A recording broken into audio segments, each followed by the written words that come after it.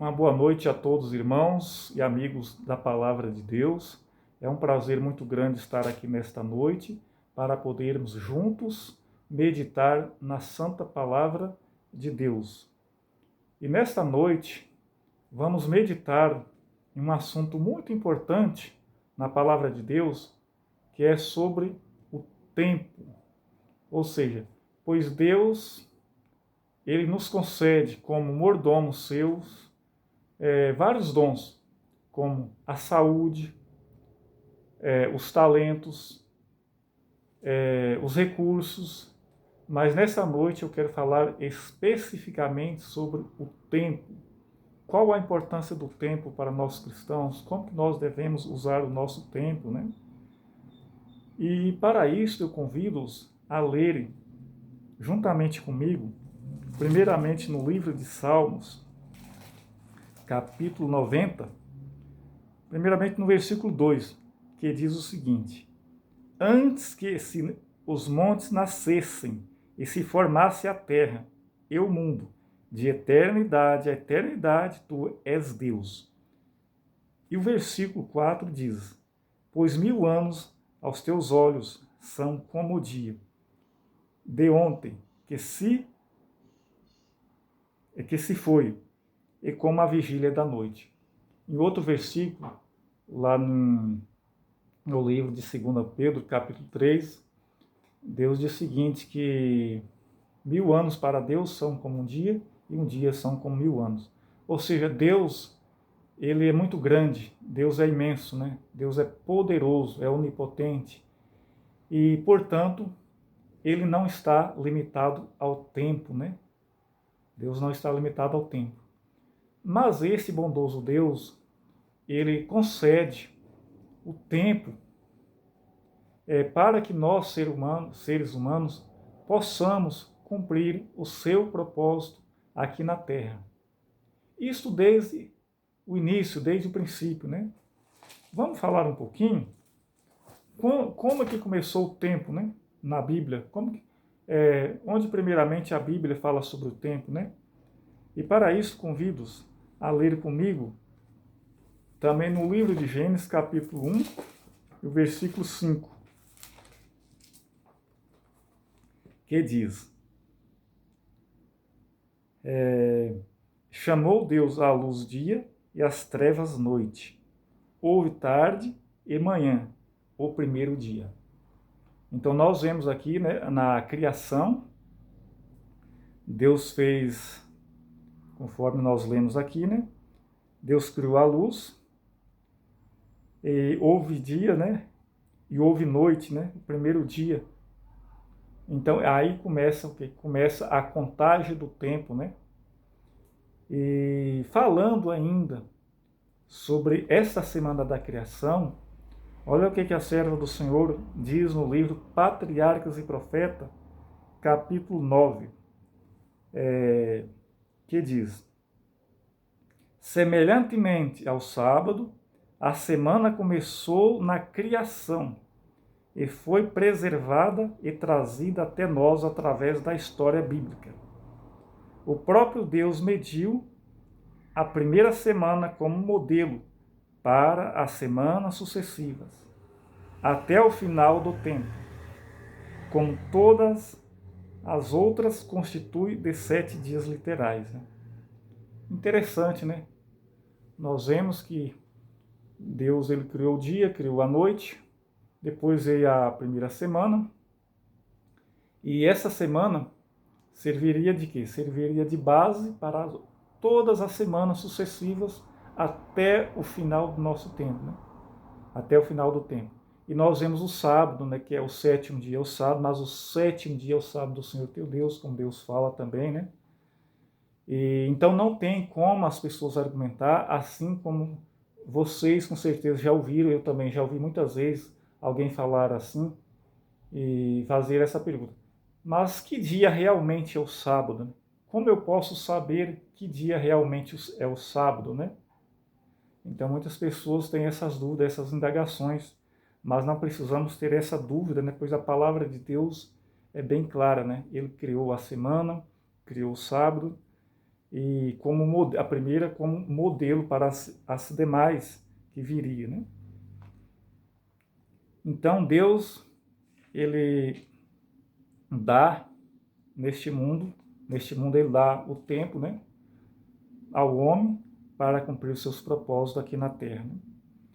E inclusive a Bíblia fala também lá no livro de Eclesiastes, capítulo 3, que há tempo para tudo, né? Eu não vou ler, né? Quem quiser conferir, para ganhar tempo, quem quiser conferir, está lá no livro de Eclesiastes, capítulo 3, a partir do versículo 1, né? Que mostra que existe tempo para tudo. Há tempo de nascer, há tempo de morrer, há tempo de amar, tempo de odiar, tempo para a guerra, tempo para a paz, etc. Então, Salomão ele fala que existe tempo para tudo, né? E muitas vezes as pessoas dizem o seguinte: eu não tenho tempo para fazer isso, não tenho tempo para fazer aquilo, a minha vida é corrida. Mas a palavra de Deus diz que existe tempo para tudo. Simplesmente nós não sabemos usar ou administrar o nosso tempo, né? Mas se nós soubermos usar o tempo, né, vemos que, tipo assim, há tempo para tudo. E tem uma passagem muito importante também, né, falando ainda do propósito de Deus para com a raça humana, no livro de... deixa-me ver... no livro de Atos dos Apóstolos, capítulo 17, a partir do versículo 5, versículo 25, convido os irmãos a ler, traz um assunto muito importante, que vem combinando com o tema que nós estamos trazendo esta noite.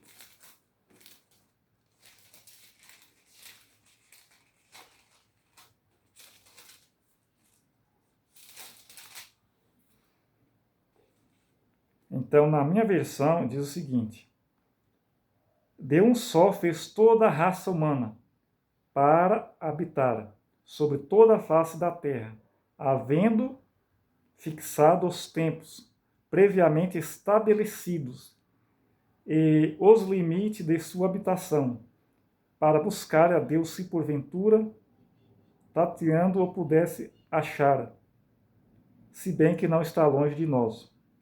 E o versículo,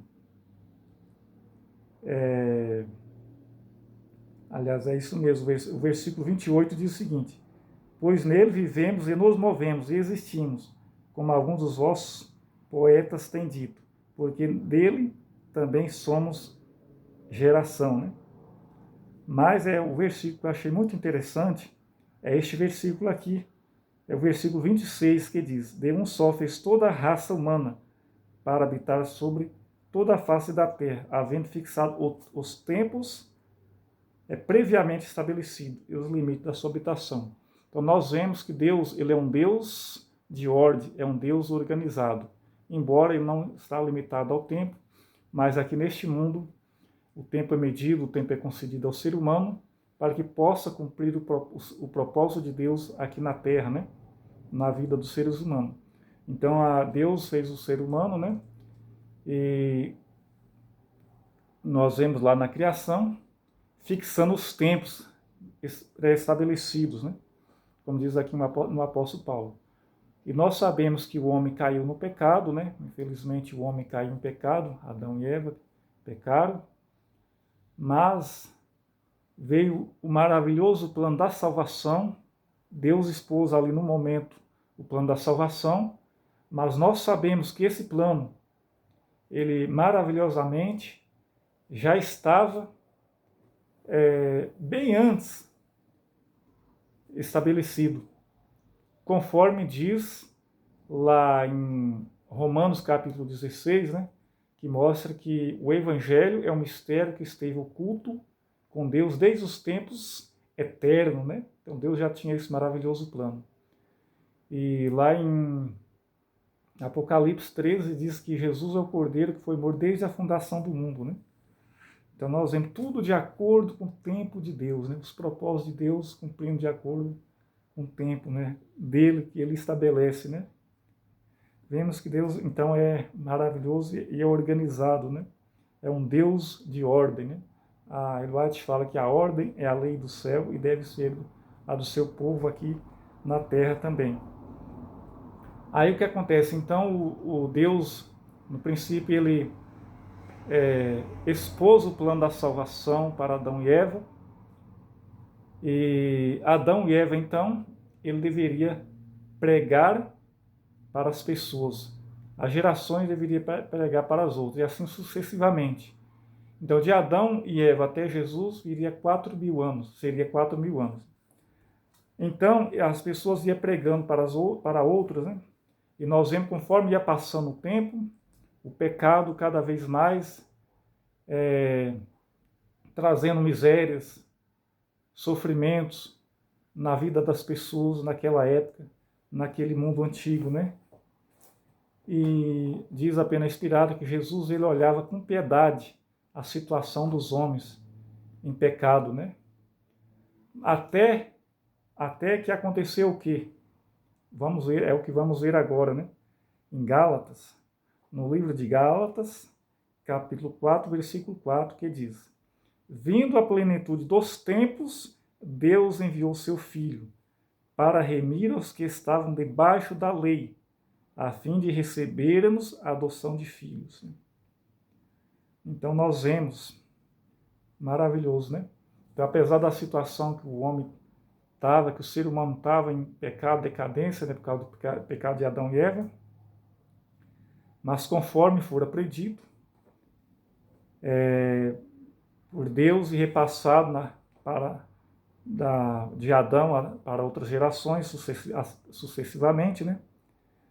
Até que veio a plenitude dos tempos e Jesus veio, nasceu e viveu, né? Para poder salvar o homem, né? Então vimos que foi algo maravilhoso, né? Tudo de acordo com o tempo, né? Tudo de acordo com o plano de Deus, né? Conforme Deus estabeleceu. E também nós vemos que várias coisas,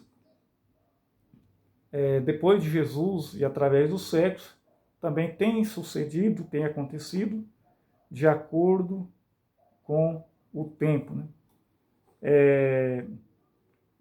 Por exemplo, o apóstolo Paulo, ele fala também uma passagem de um acontecimento muito importante, né, muito solene, que está lá ainda no capítulo 17, só que no versículo 31. Vamos ver o que ele diz. Porquanto estabeleceu um dia em que há de julgar o mundo com justiça, por meio de um varão que destinou e acreditou diante de todos, ressuscitando dentre os mortos. Então o apóstolo Paulo vem falando aqui, falando para aquelas mesmas pessoas, né, lá de Atenas, que Deus estabeleceu um dia em que com justiça há de julgar o mundo, né? Deus estabeleceu um dia, né? E a Bíblia mostra várias profecias, inclusive esse dia no qual iniciaria o juízo, né? Nós vemos lá em Apocalipse, por exemplo, as 2.300 tardes de manhã de Daniel capítulo 8, versículo 14, até 2.300 tardes e manhãs, e o santuário será purificado, que é um período longo, né, dos 2.300 dias, né, ou 2.300 anos. Né. Nós vemos que nesse período, que é o período maior, existe também as 70 semanas, ou 490 anos, que foi o período de graça concedido aos judeus. Vemos também as 69 semanas, né? Vemos também as 7 semanas, tudo começou no mesmo início, né? Porque é um período só, simplesmente é dividido, né, em vários. Por exemplo, começou no ano 457, no outono de 457 a.C., né? E iria até 1844, o outono de 1844. Então nós vemos a primeira semana, ou 49 anos, né, que foi para a reconstrução do templo. Vemos também as 69 semanas, né, na qual viria o Messias. E as 70 semanas, que é o período concedido ao povo judeu, que são 70 anos, né? E o restante, 1810, contando do ano de 1800, do ano 34, com o apedrejamento de Estevão, se estende até 1844.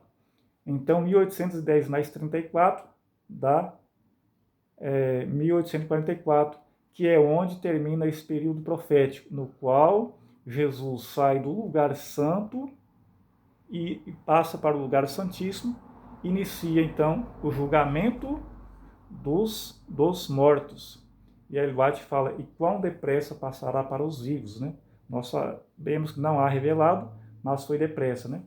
E depois de 1844, aí White fala que não haveria mais tempo, ou seja, não teria nenhum tempo revelado, né? Assim, por exemplo, depois de 1844, teve vários acontecimentos, né?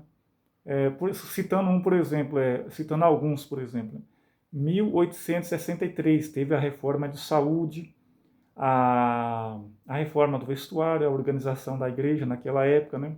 Que aconteceu nesse período, mas é um período que não estava profetizado. 1888 foi a justificação pela fé através de Wagner Jones, lá em Minneapolis, que não estava profetizado esse ano, mas que quando se cumpriu se tornou um marco histórico, né? Assim, outras datas, inclusive 1976, né?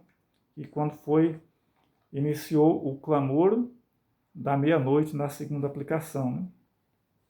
Então é interessante, né? Como Deus, ele dá oportunidade para o ser humano e dá tempo para o ser humano, né? Então, pois Deus quer salvar o ser humano, né? E nesse período de graça que o ser humano tem, ele deve aproveitar, né? Pois está escrito, em todos os séculos se concede ao homem seu período de graça. E cada pessoa deve aproveitar esse período de graça. Enquanto ele viver aqui nessa terra, a pessoa deve trabalhar, deve viver a vida normal, mas ele tem que fazer o quê?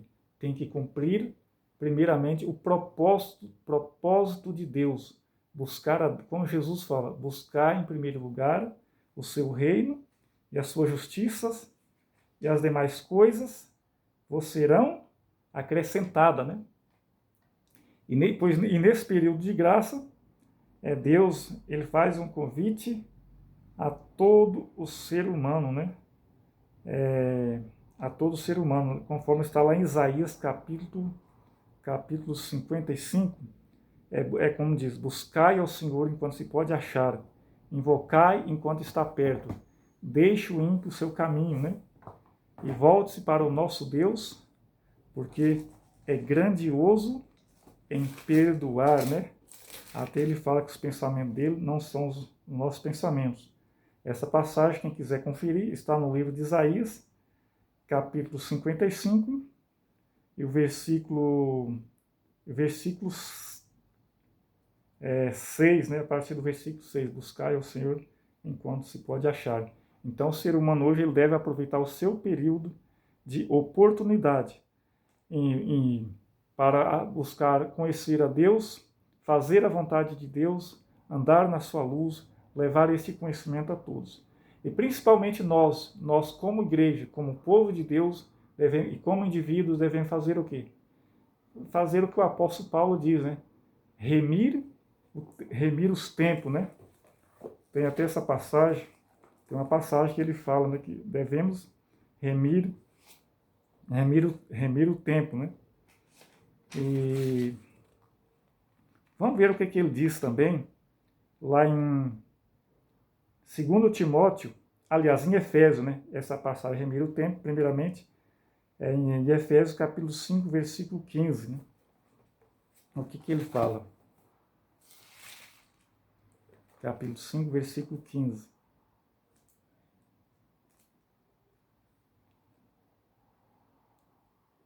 Portanto, vede prudentemente como andais, não como necios, e sim como sábios. E o versículo 16 fala, remindo o tempo, porque os dias são maus. Remindo o tempo, né? Ou seja, aproveitando sabiamente o tempo, né? Então nós devemos aproveitar sabiamente o tempo. O apóstolo Paulo diz lá também em 2 Timóteo capítulo 4, versículo 4, ele diz o seguinte, pregai a tempo e fora de tempo, né? Porque virá tempo em que não sofrerão a sã doutrina, ou seja, a sã doutrina, a doutrina verdadeira não seria pregada. Mas os homens, o que eles fariam? Eles, em vez de buscar a verdade, iriam buscar doutores que iriam pregar justamente o que eles desejam, né? Segundo as suas concupiscências, né? Conforme diz o apóstolo Paulo, né? E então nós, como cristãos, devemos remir o tempo. Por quê? Porque nós sabemos que esse tempo de graça ele vai acabar, né? Um dia, muito em breve, ele vai acabar. Nós, como povo de Deus, qualquer um de nós podemos morrer a qualquer momento, né? Termina o período, né? Também, fora a vinda como ladrão. E esse tempo ele vai ser pedido de nós, né? Vamos ver o que diz a serva do Senhor. Ela diz que tem uma passagem que ela diz o seguinte: no livro Grande Conflito, capítulo 28. Deixe-me ver aqui procurar aqui uma passagem muito interessante. O livro Grande Conflito.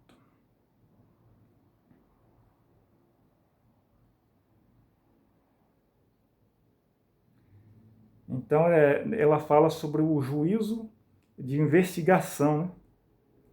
Ela falando sobre o juízo de investigação, até ela tem uma parte aqui que ela vem falando também, né? Que as nossas ações são registradas no livro dos céus, né? Tudo que nós fazemos ou deixamos de fazer, o que acontece? É relatado pelo anjo relator, né? Ele é relatado o nome, né, das pessoas que aceitam Jesus, e é relatado também as obras, né? Inclusive fala que há um memorial escrito diante dele, no qual estão registradas tanto as boas quanto as más ações, né? Tanto as boas como as más ações. Então, tudo ali acha-se registrado e imortalizado, né? Então, olha o que ela diz. Ali toda a tentação resistida, todo mal vencido, toda palavra de terna compaixão que se proferir, acha-se fielmente historiados, e todo ato de sacrifício, todo sofrimento e tristeza suportado por amor de Cristo, encontra-se registrados, né? Encontra-se registrados, né? Então os propósitos e intuito secreto aparecem no infalível registro, né? Também tudo é escrito. Então, muito interessante essa passagem, né? E olha o que ela diz mais, né? Olha o que ela diz mais.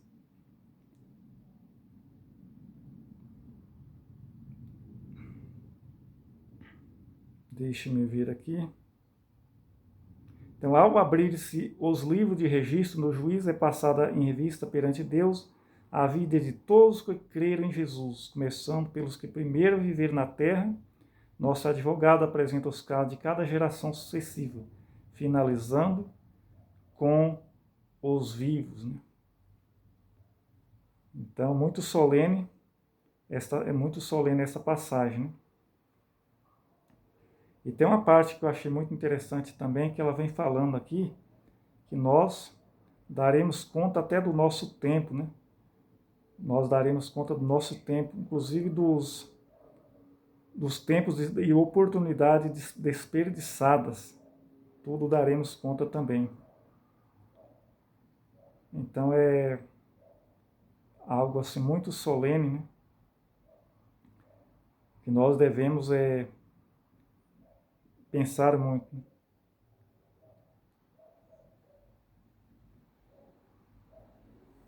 Tem uma passagem que ela diz também: do justo emprego do tempo depende nosso êxito no conhecimento e cultura mental.